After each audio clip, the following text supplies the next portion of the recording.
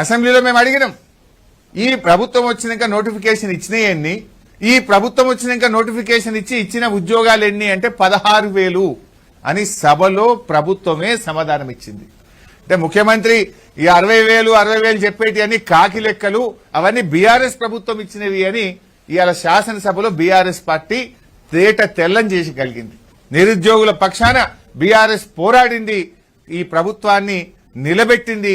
మీరు అబద్దాలు మాట్లాడుతున్నారు, 2 లక్షల ఉద్యోగాలు ఇవ్వలేదనేటువంటి విషయాన్ని చాలా గట్టిగా బలంగా మేము వినిపించగలిగాం. మేము నిరుద్యోగుల యొక్క ఆకాంక్షల్ని గట్టిగా ప్రశ్నించగలిగినాం. అదేవిధంగా బీసీల 20,000 కోట్ల బడ్జెట్ గాని, బీసీ వెల్ఫేర్ బోర్డులు వివిధ కులా సంఘాలకు, అదేవిధంగా బీసీ కార్పొరేషన్ కు కేటాయించిన నిధులలో ఒక్క పైసా కూడా ఈ 2.5 ఏళ్లలో ఖర్చు చేయలేదు అనే విషయాన్ని కూడా బీఆర్ఎస్ పార్టీ ఈ కాంగ్రెస్ ప్రభుత్వాన్ని ముద్దాయిగా నిలబెట్టింది. బీసీల గొంతుకగా ఇవాళ బీఆర్ఎస్ పార్టీ పనిచేసింది.